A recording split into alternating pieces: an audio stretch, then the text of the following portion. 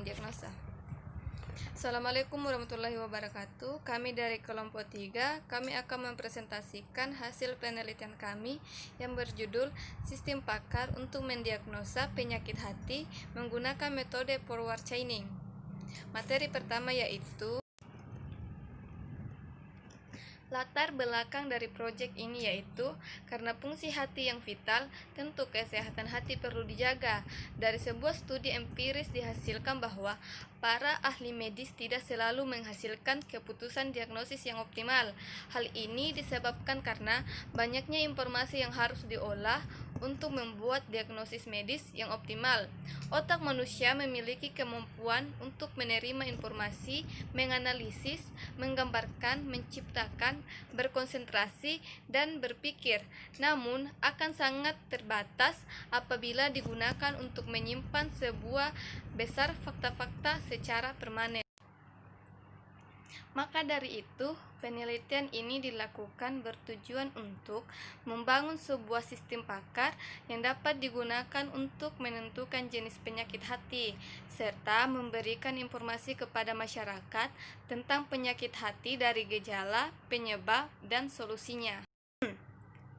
Permasalahan spesifik yaitu para ahli medis tidak selalu menghasilkan keputusan diagnosis yang optimal, sedangkan pelayanan medis yang lebih baik pada saat ini sangat mendesak.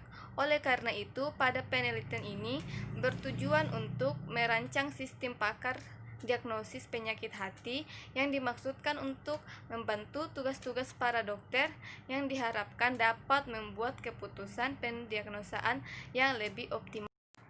Adapun solusi yang kami tawarkan pada penelitian ini yaitu membangun sebuah sistem pakar untuk mendiagnosa penyakit hati dengan menggunakan metode forward chaining. Oke, kita lanjut ke metode yang akan digunakan. Nah, pada kesempatan ini kelompok kami akan menggunakan metode forward chaining. Forward chaining itu merupakan suatu penalaran yang dimulai dari fakta untuk mendapatkan suatu kesimpulan atau konklusi dari fakta tersebut. Nah, di mana pencariannya itu dilakukan dengan menggunakan rules yang premisnya cocok dengan fakta yang diketahui.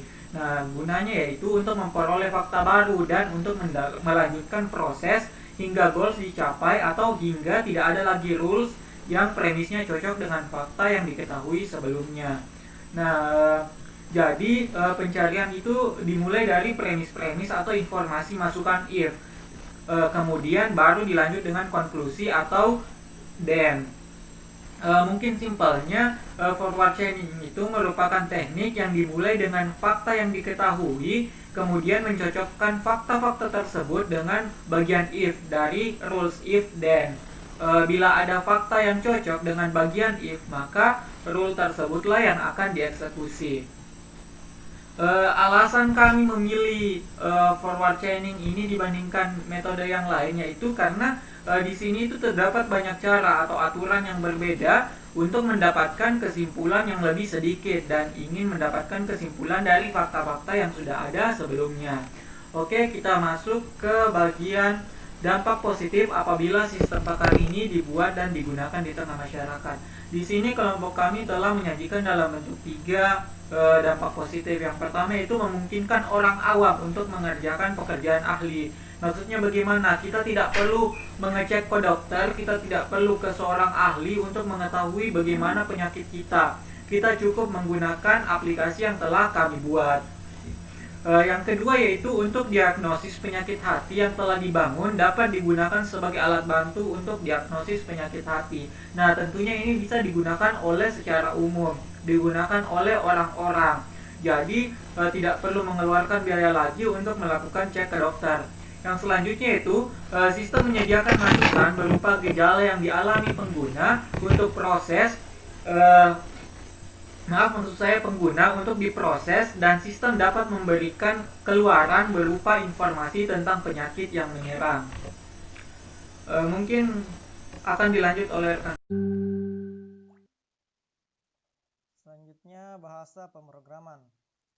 Nah, di sini bahasa pemrograman yang nantinya akan kita gunakan yaitu PHP.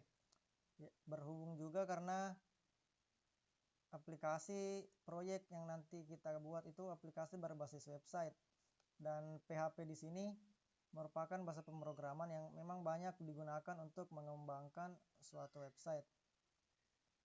PHP merupakan kependekan dari personal homepage dan merupakan bahasa pemrograman yang sering disisipkan ke dalam HTML. Bahasa pemrograman ini menggunakan sistem server side yang merupakan jenis bahasa pemrograman yang nantinya skrip atau program tersebut akan dijalankan atau diproses oleh server. Kelebihan dari bahasa pemrograman ini yaitu mudah digunakan, sederhana, mudah dipelajari juga, serta bersifat open source.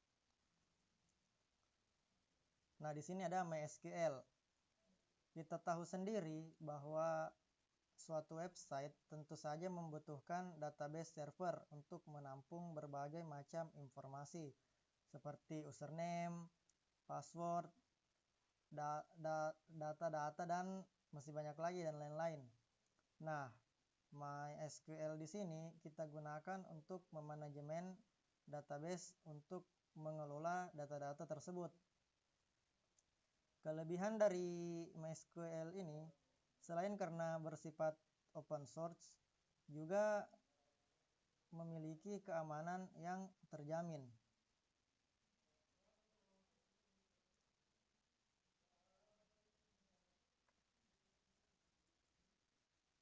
Nah, berikutnya target pakar.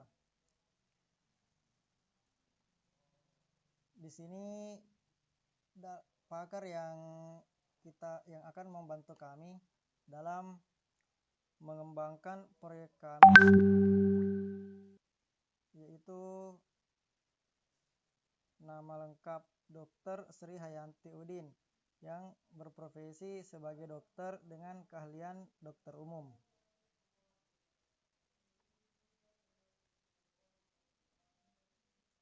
Ya, itulah tadi pemaparan presentasi dari kelompok kami.